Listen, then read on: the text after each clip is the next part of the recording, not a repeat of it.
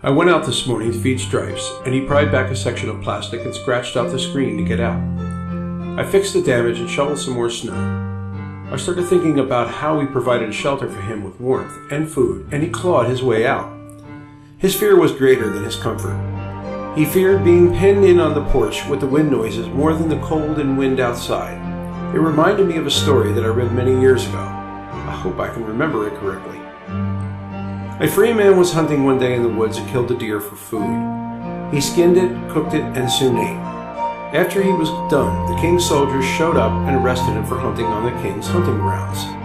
The selfish and evil king had him beaten and thrown in a deep dungeon for many, many years. During this time, he forgot about his freedom and how he traveled from one village to another unencumbered. He became acclimated to his dirty dungeon with rats, waste, and loneliness.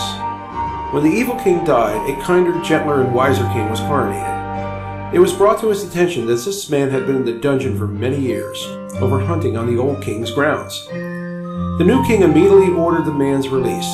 The guards took the man out of the dark dungeon and into the light of day. They brought him to the gate and said, "You are free to go." The man turned around and walked back to his cell and went to sleep. Upon hearing this, the new king ordered the man to be released again the next day. However, the same thing kept happening day after day. Understanding what this man had gone through, the king ordered the guards to take him to the gate every day until he walked through the gates to freedom. He told them to put something of value outside of the gate each day for the man to witness what was out there. After a week of being reminded of what was out there, the man finally walked through the gate to freedom. The moral of the story is that all of us have things that we have become accustomed to, and we fear that if we change those things we feel secure with, that we will somehow lose who we are. Much like Stripes wanting out of the porch. He was used to the outside even though the conditions had gotten much worse. He wanted comfortable surroundings.